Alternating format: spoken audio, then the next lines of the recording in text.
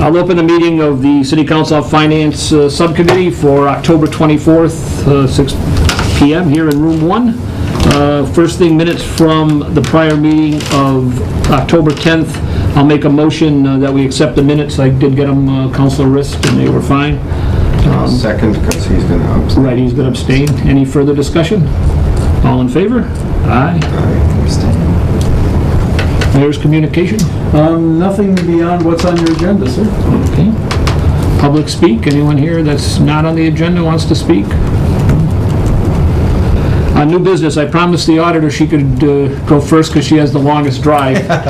So you even bypassed the mayor on the night of the parade. So Which one is the first thing we're going to do is the $235,365 appropriation from CPA taxation to the CPA budgeted reserve. Just as an opening thing, I attended it because as a member I attended the CPA committee and they voted 7-0 to approve going forward with this. And the reason I wanted the auditor to be here is maybe to just give a more down to earth or common sense or lay person's explanation. It sounds like it's an accounting procedure pretty much, but just so you could give us a quick rundown of what exactly is going on. I know the money's staying in CPA, but why you're doing it and so if you could, Valerie, appreciate it. Okay. In the spring, when the budget is set, the CPA budget is voted, but only a partial expenditure budget is voted. Mm-hmm. No one estimates revenue, and all they vote is the 3/10% plus the admin expense. Okay. So when you do the tax recap, that you have to estimate the revenue. And then you put in the budget, which is what was voted for the expenditures. But the expenditures that were voted don't equal the amount of revenue that's estimated, and it has to be a balanced budget. So what they want us to do is just to vote the balance of the estimated revenue into a reserve. Okay. It's like a general fund reserve. Mm-hmm. So that any time during the year, you can vote that out of reserve and use it, just like you would in a general fund reserve. In the past, we haven't done it, and it's made the tax recap be out of balance. So then they had to put that amount on the second page of the recap to make it balanced as other funds to be raised. And we had to write a letter of explanation to the Department of Revenue as to why we were out of balance. So this is to fix it this year, and the hope is going forward next year when we estimate the budget, we'll do the whole thing just like we do with the general fund and the enterprise fund. Okay. As I said, that was one of the concerns of the CPA is they thought if they did this, maybe, not, I shouldn't say all, a couple of them questioned whether it would be available, and I said it was my understanding that it would be available, that it's just being set aside like it is in those other two, enterprise and the general budget. And just so you know, I'm not nearly as confident as that just sounded about our ability to estimate an exact number. We're going to be doing this every year. I've asked the CPA committee to do it for the last 3 years, and they haven't. This essentially is budgeting the receipts through June 30 so that they don't look like available revenue for taxation purposes. It is, as you said early on, it's a bookkeeping activity. It doesn't expend the money. It sets it into an account that's still subject to appropriation. But at least it shows up on the recap as having been put into that fund and not being available. I recall the first time we ran into this, we actually thought we had $200,000 or $300,000 in excess levy capacity because we had that kind of money sitting around, and no one, I don't even think DOR had a workaround for it that first year. We don't have to raise this much taxes, and you know, clearly that wasn't the case, and so we had to work to find it. But I think you'll be doing this every year, personally. What does the CPA committee have to do to remove it from? Well, they should make a regular request that they always do when they want money moved. You know, the way the law works. But do they make the reserve to the auditor, to you? Well, to my office. As they do for every other time they want to spend the money. So in theory, what they should be doing in the summer is getting the total receipts from the auditor's office or from Melissa and saying, okay, this amount of money that was raised has to be appropriated into this account subject to future appropriation, and they should make that request. That's not what they're doing now. They didn't make this request. This request came from the auditor. This, I think, went the other way. The The mayor, auditor makes a request. she made a request, and then we went back to the CPA, and the CPA voted their approval of it. Yeah, and you need the CPA to do that because the law that creates it says that's where all appropriation has to start. The only reason it even gets to my office is because of the chart. So when it needs to move, it's like an intra-department transfer out of this reserve into an account such as, Well, out of the Space. receipts and into a reserve. and this is in reserve now when we It's- approve this. It's an expenditure line item called reserve, just like in the general fund. Okay, And you would vote it from reserve into a project. okay, they have to vote it. Yeah, the council, they voted, the council. Council has to approve it. Same as if they were So they moving pull it it from out. reserve, it's the same as if they moved it from one of their standard Yes. accounts. Okay, Yes. that's easy, okay, easy. So the only receipt for CPA funds is from property tax, so this is, am I, is this right? No. We also get state aid. Okay. We get get state matches. share. We got about 165,000 Right. last week. So this amount of money, is this due to state aid and quote-unquote new growth? Is this kind of, am I seeing this correctly? This is almost like CPA free cash, it's a little bit over, so now we're moving? No, it's this Basically- year's receipts. When you estimate what you're going to take in CPA tax, you would take last year's CPA receipts and taxes, plus the 2.5%, plus the override, whatever, and subtract out what you give in abatements or exemptions. Or, what I did was I really lowballed it, because any more money that we receive just closes out and makes more money in the fund balance at the end. So I just, we took in 322,000 in receipts from taxes last year. I just set it at 325,000. And for state estimate, at the Mass Auditor's last meeting, they told us the state was going to give us 22%. So I just estimated 22% of that, which is really lowballing it, was 70,000. And so then you would subtract out the expenditures that they estimated for their budget, and that leaves the 235. But in actuality, it will be more than this. We just got the money in from the state, and it's like 92,000 more than this estimate. But it really doesn't matter. This just makes it balance, the budget balance, and it gives them 235,000 available funds that they wouldn't have if they didn't do this. And it makes DOR and the auditors happy. Any other questions from the council? Hearing none, do I hear a motion? I'll make a motion to approve the supplemental appropriation request of $235,265 from CPA taxation to CPA reserve. I'll second. Joe will second. We have a motion, a second. Any further discussion? Hearing none, all in favor? Aye. Okay, that's it. Valerie, thank you. Appreciate coming in. I don't know if you'll get by. You're going to be able to miss the parade. You shouldn't. You Yes, I'll shouldn't. run. Does the parade go down Main? Where does the parade go? Is it It gonna? starts at Maple and comes down Cottage, up Union, down Park to Willis. What time does it start there? 6:30. Oh, boy. You'll be able to get out there. I have to go to Piggies. Oh, well. Well, depending on what time you get out of here, you should be able to get up in front of them. Well, it depends. Okay, next item on the agenda, $255,000 from taxation to school net spending. So I'll let the mayor, I think this is another one where we're just looking for if the override should pass. But Go ahead, Mayor. So we need to be able to set a tax rate in a timely fashion in order to get tax bills out. And that means that we need to be able to have all of the total appropriations cleaned up and completed in early November. So that's why I asked you to do this fairly quickly. The school department, the superintendent, has given us her request for the $255,000. That's, if the override passes, that's the only amount that they would like to spend in the current fiscal year. So the override passes, we would have a levy capacity of an additional 1.47 million, but we won't use that capacity this year.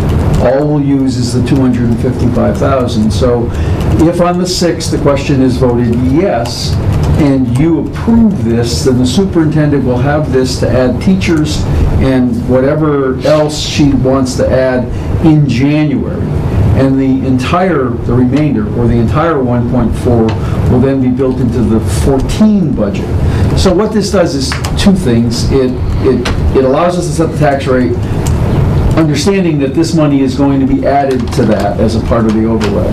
It also phases in the cost of the taxpayers, which is what I'm kind of particularly happy about.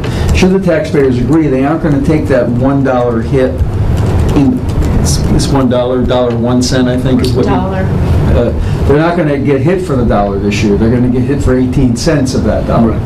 And that added to the 83 cents is going to, that's where the 101 came from, is going to give them an estimated impact of their taxes this year of $1.01. Next year, so full dollar. in 14, the remainder of that dollar, that 88 cents, will be added to the tax rate. So it does two things. It makes some of that override money available in the current school year for the school department to help them begin to implement the programs that they wanted to bring back in, and it also reduces the impact of the taxpayers in the first year. So it really is a win-win on both sides, assuming the voters choose to say yes. If the voters vote no, then you need to I'll likely ask you to withdraw this, but you would need to either withdraw it, or you've got a public hearing scheduled, so maybe you'd like to just vote it down, because we won't have capacity. We won't Yeah, have what, the public hearing's because set. this is going to be the day after the Well, election. then we'll know. We'll just vote no on it. Just vote it down because the We taxpayers won't have the didn't money to approve it. approve. Our motion today can be, we approve this contingent on the override passing, and then at the meeting, you're going to say, well, it didn't pass, Didn't pass, so we're going or, well, it to did make a pass. motion to remove it from the agenda. Or it did pass and you... And then You follow through on it. right, absolutely. So, I don't have any questions, I can make a motion, this seems very cut and dry. Joe, any? No? Okay, go ahead, Dean. I'll make a motion that we approve the supplemental appropriation of $255,000 from taxation to school net spending contingent on the override November 6th passing. Second. Okay, Yeah. Yeah. motion and a second. I think it's important that we- Any further discussion? All in favor? Aye. Opposed? Okay. The third item is $250,000 for funding of deficit balances in the property tax refund for overlay reserve. And I don't know if Melissa wants to deal with this one? Sure. So we had a few big cases settled over the summer, and we have overdrawn our overlay, and what that means is we set aside money every year to give abatements and refunds to people who are qualified for like a veteran senior abatement, those who are in those buckets, and as well as people who dispute their taxes and say, I was overtaxed and I want you to reevaluate my property, and sometimes they're right, and we have to give them refunds, and sometimes they're wrong. So we lost that discussion on a couple of big cases, and so we didn't have enough set aside to cover those abatements. So this will cover those abatements. It was mostly Treehouse, churches, and we also haven't posted yet, but there's been a case settled at the state for Verizon for 2009 taxes. We get that, or they get that? They get- They did. What is that for? But isn't it just a period of time, right? Yeah, valuation of major utility infrastructure is done by the Department of Revenue, and so they set a statewide value, and there was an appeal to them, and they've readjusted the value going back to '09. And so we collected on the value that they said to collect on, but now they've changed the value and we have to issue refunds. It's sort of the same thing that happened with Treehouse and with the diocese, is that Valuations were placed in those instances by our assessors, and the property owners disagreed with the value, went through, I think both of those went through a negotiation process. There were cases in front of the appellate tax board, but before the cases were heard by the Board of Assessors, the local Board of Assessors, and the property owners agreed to a modification of the values. In the case of the church, it was identifying buildings that our assessors thought were not being used for religious purposes, that in fact were being used, and the church was able to demonstrate that to the assessors. And so those properties, although we classify them as taxable, if they're being used for church purposes, they're not. So we had to refund the collections, and you can't appeal a tax bill until you pay the tax bill. So we did collect the money, and now we're going to return the money with interest, I suspect.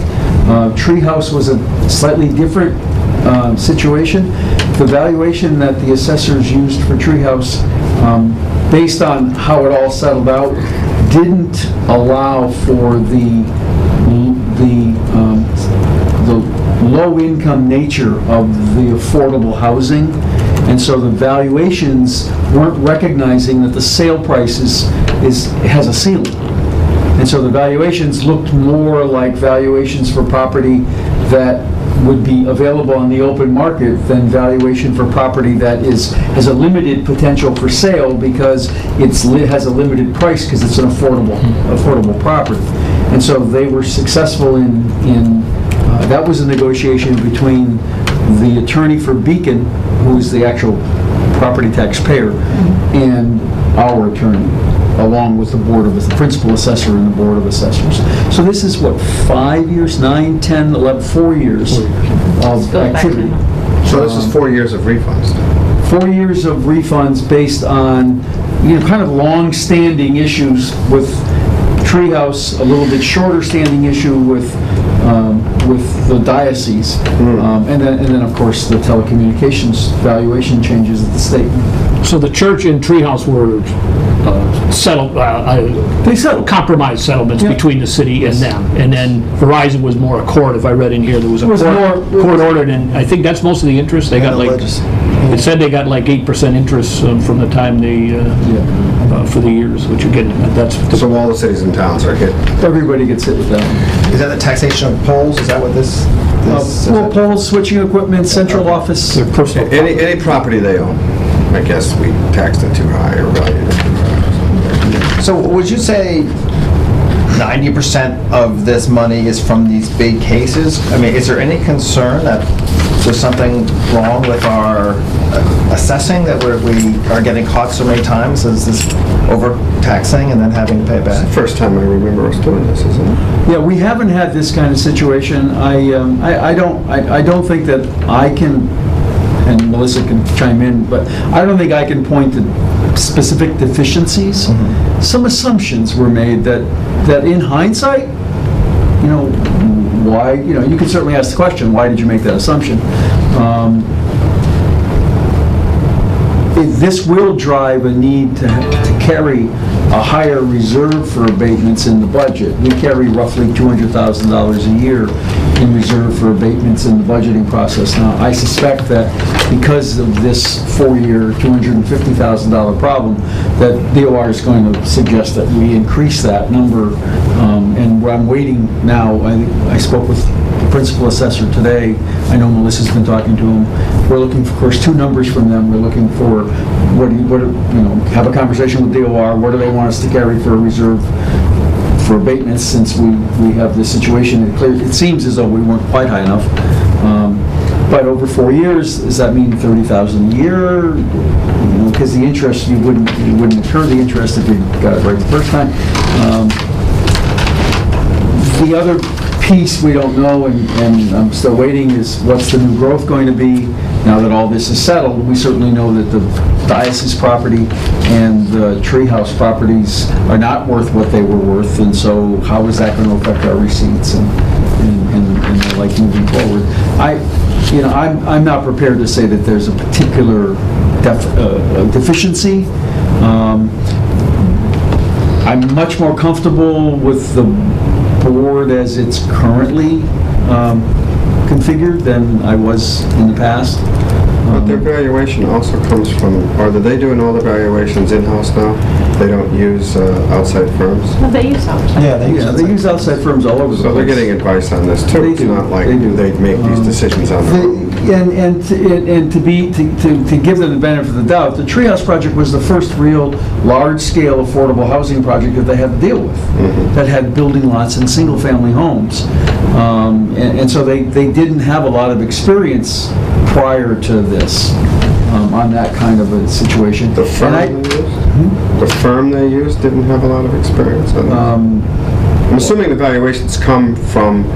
Yeah, the valuations come from the firm, but I think that the principal assessor and the members of the board have... Guide the description of the property. Yeah, they decide how to describe tell the I outside got company how to look at it. Okay, And, got it. And that directs the valuation, okay. You know, I mean, because during this negotiation process with Treehouse, we did, the city's attorney did in fact hire an appraiser to examine. I was going to say that, I remember An we had to appraisal that was appropriate appropriated money so that he could give an expert opinion on our Exactly. side versus... And so the property owner had an appraisal done by an expert appraiser. We brought in an expert appraiser, and there was some discrepancy, but even our expert appraiser didn't get to the number that was being carried. And so those two expert appraisals are what led to a compromise. And the church property, I can't speak to the specifics of that because I don't know how many questions were asked of the church itself. And during that review, were they, remember this change in parishes was resisted a lot by some of the parishes, and there was a lot of confusion amongst the parishioners about which buildings are going to be used, not used, and so it could very well be that the day that we looked at the building, it looked vacant and no one was using it, so it must be taxable. But clearly, after the appeal and the discussion, I think the church, the parish prevailed in explaining to the board that, yes, we do use this building for CCD classes, or we use that building. There are some properties that are still taxable that the diocese owns because they're clearly not being used. The prime example of the two churches that are closed, they're not being used for any purpose whatsoever, so they're fully taxable. And the only reason why I brought it up is I had a constituent that had a really egregious assessment of personal property. Vision Associates, what I think is the company, right? I mean, they screwed up my property next door, and these are the people who have Vision doesn't money. do the personal property. No, exactly. Well, so these aren't personal properties, most of them, right? No, there's none. Right. I mean, I'm just worried. I mean, I'm not necessarily, I have tons of confidence in some of these are assessments, and if these are only the people who have the money and the time and to fight, I worry. I mean, my taxes were too high one time, and, one thing that has come up is that, it took me a little while to notice. And so, that's why you get your tax bill, especially the one that's coming out in January, and it tells you what you're being taxed on, and, people need to take some time to look at what you're being taxed on. Is, do I have 2 garages or do I have 1? Is there a shed, not a shed? Is the square footage close to my house, to the size of my house? And then you don't have to have, you just fill out an abatement form. Yeah. You don't No, have to ultimately, I have- agree. It is the person's fault. Errors are made. I mean, we picked up an existing building twice and made an error, and luckily we were able to refund that because of, it was I'll call it a Scribner's error, a clerical error, in picking up the same building more than once. Personal property, to be honest, my understanding of personal property is you report your property and report a value. If you don't report your property, then I think you're taking a chance. Yeah, no, I report, but then for some reason I got 2 property bills, one for Media One. I don't even know if somehow my name was attached to it. I mean, it's like, so it was just very, it was easily, and Mark easily took care of it, but it did sort of shake my confidence in who is doing our taxes and. I think you do make a good point, Joe, if the person that's doing it is, the average person, I know it's nice to say what you said, Melissa, and I try to do that with my bill, but, the average taxpayer, I don't know how closely they look at their bill or would know, so. How was our aside from these big projects, was the amount of abatements different this year? Was any of that in here? In other words, was this a larger year of abatements in general, or was it approximately the same? If you know, maybe... I think it's, well, this is a couple of years back. I think that it's these two projects that pushed all of them all into deficit. And then I know that Mark has said in the past that, you know, a couple of years back, you know, when you raise the abatements for seniors and stuff like that, because I know you're talking about that again, it leaves less cushion for mistakes in the, you know what I mean? So now that we've had these sort of this experience, we're going to have a higher overlay for the next couple of years, because it's usually based on an average, 5-year average of actual abatements. So that average had been low for a long time, and we've had this experience, and so they'll be high for a little time longer, and then it'll sort of settle out to what the next group So is. we should be good for next year, because based on the averaging, it'll be higher. And if some of this... Good means we should take more of our money and set it I know, aside. but we won't need so we another can't. supplemental for the... Oh, right, yeah, but it does mean more pressure on the operating budget, because Right. that money comes right out of the operating budget. But if we don't use it because it's a higher overlay account, then... Over time, it will return. Return to fee. 4 years. Right, but next year, if we don't use all the overlay, that goes to free cash. No, No. No. Does it stay in the account permanently? You don't. Yeah. Well, until they release it, until Yeah, there's you- nothing else. DOR releases it?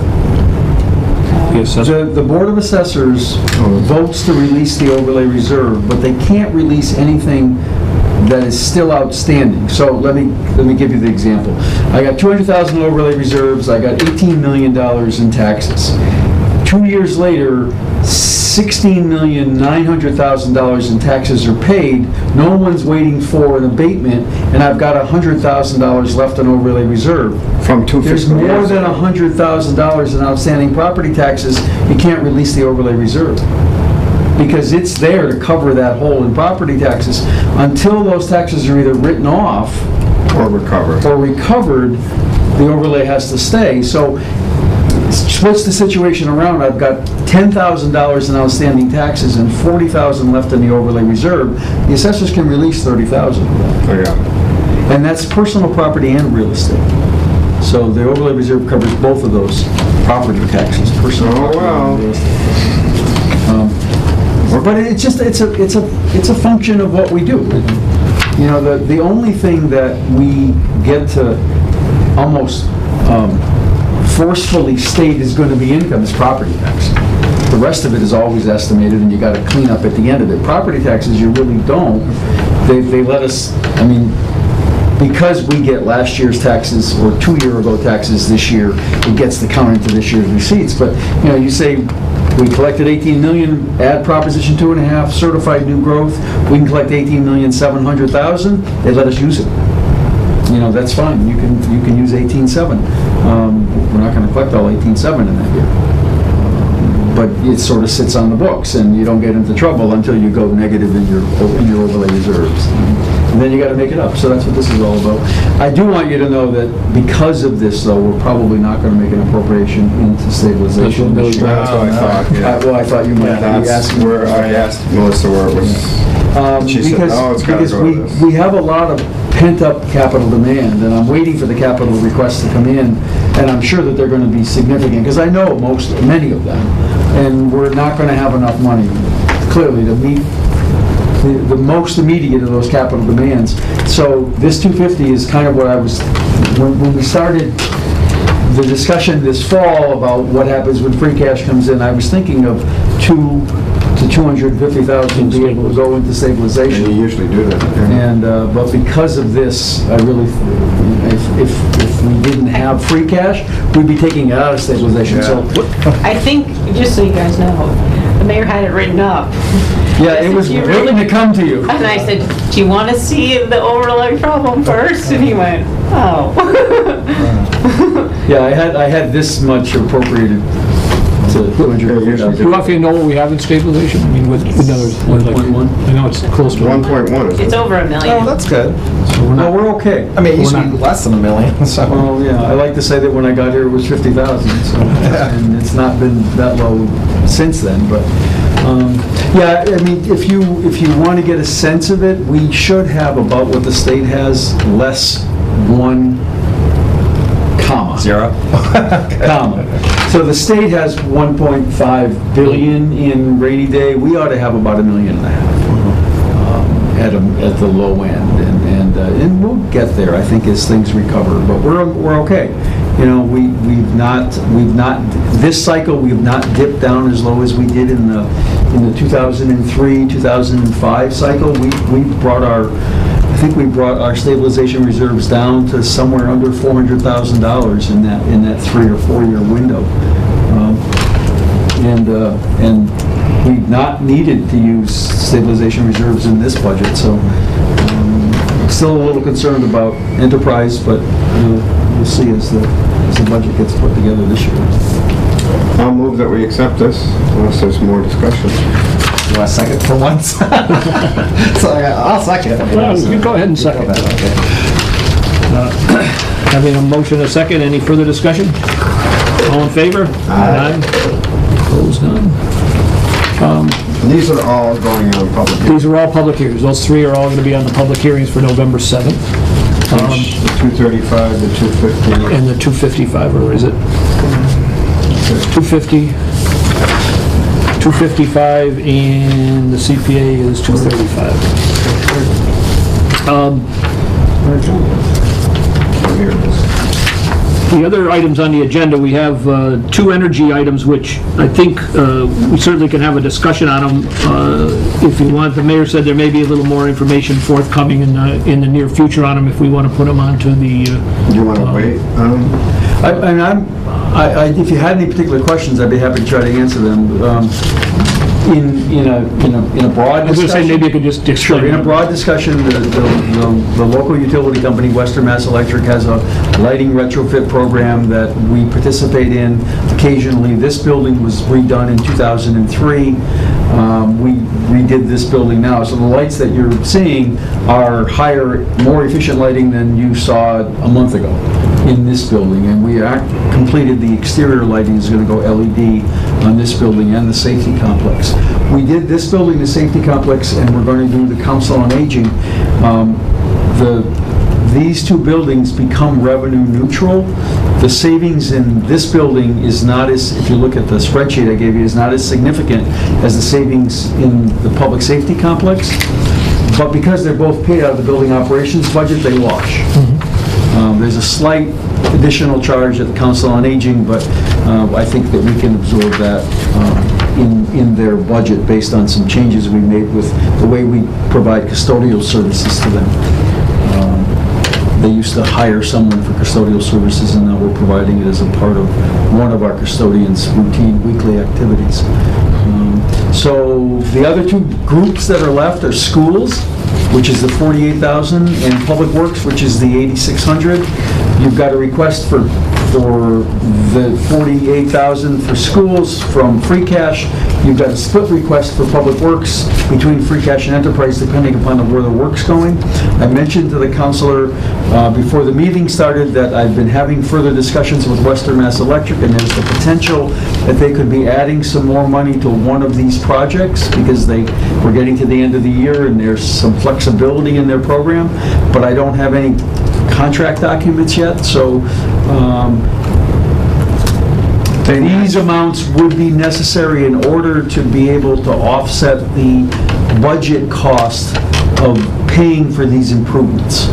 And if you look at the spreadsheet, what it shows you is how many kilowatts could be saved by the improvements, what the energy savings will be, what the operation and maintenance savings will be. It tells you what the cost of the project is, what the utility company is willing to pay, and how much we have to come up with, and they'll finance what we have to come up with on the electric bill for 2 years at 0%. And so the financing cost for the schools is $48,642, which includes a one-time, I think it's a $15,000 one-time charge. It's itemized on that line for Whitewood Middle School, because the most they'll finance is $100,000. under that program, and it was 115,000, I think. Are is they the cost. matching 45% as I recall? Well, they're matching the dollars that are shown on the spreadsheet. It's not a percentage. It's all like prescription stuff now, and so it depends on exactly what the measure is as to how much they'll pay. Oh, I see.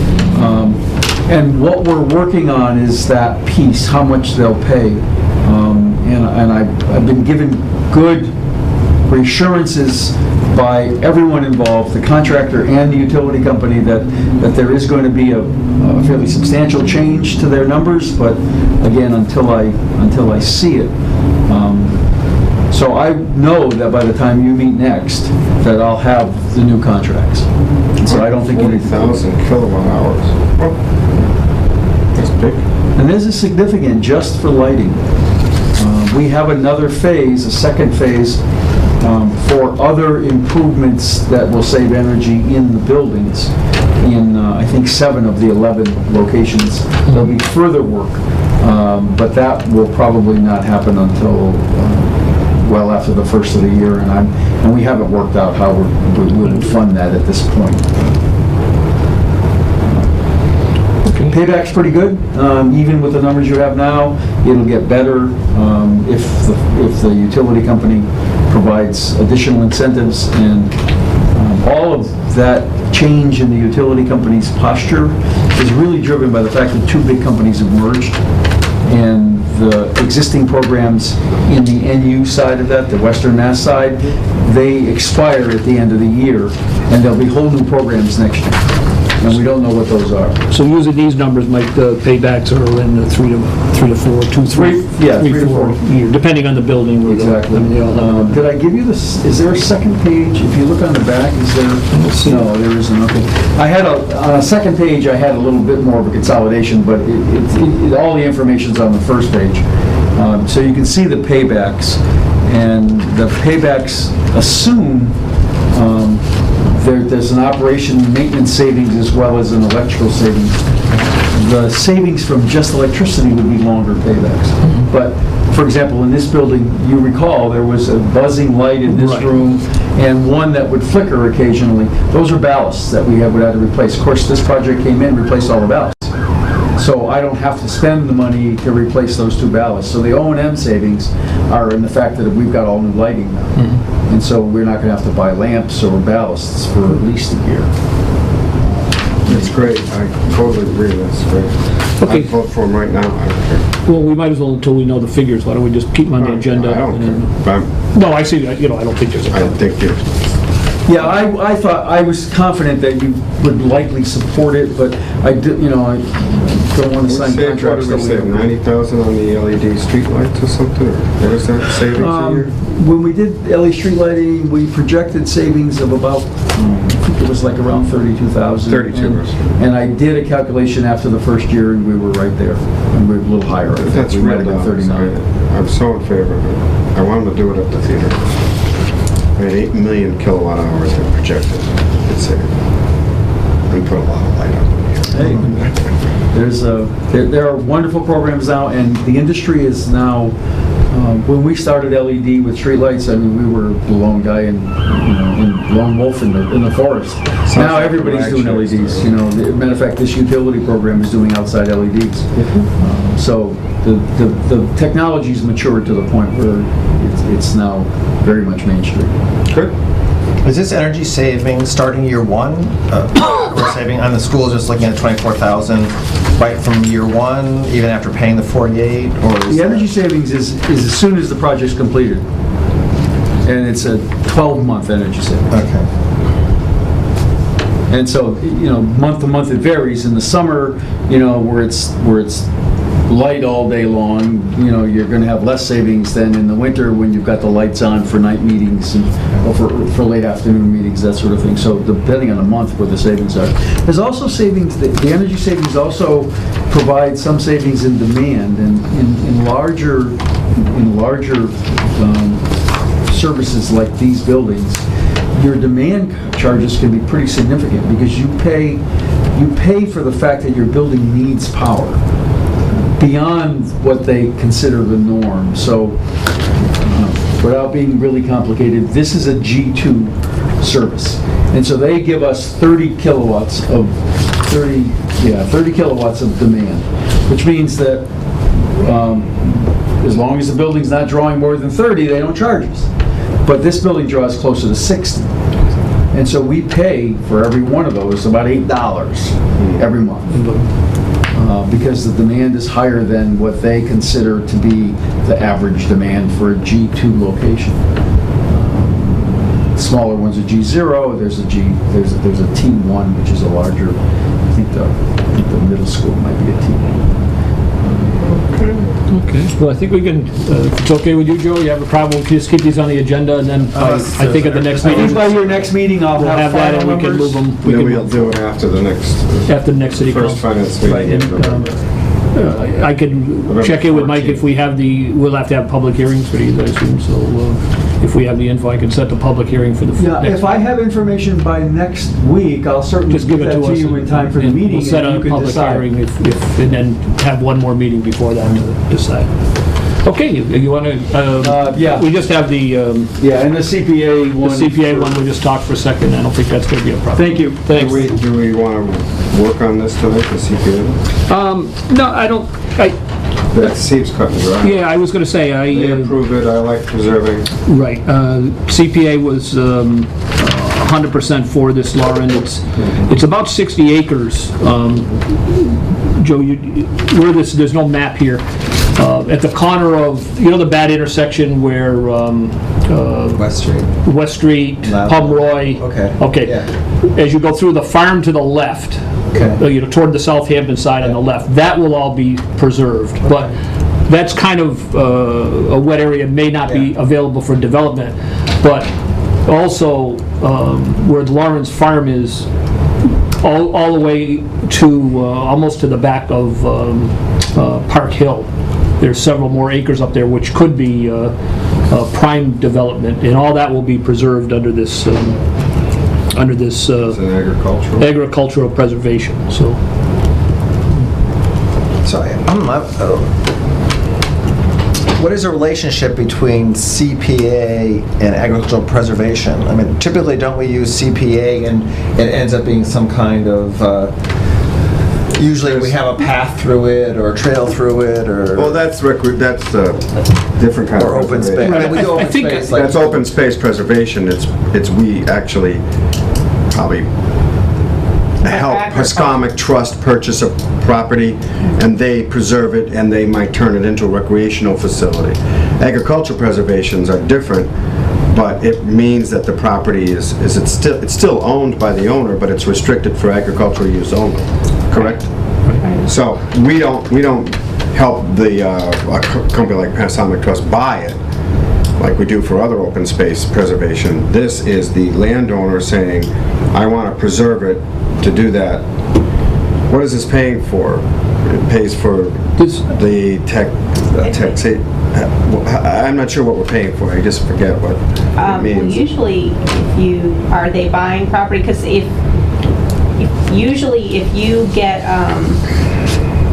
you get paid the agricultural, like when you get an agricultural preserve, like a federal agricultural, they usually pay you.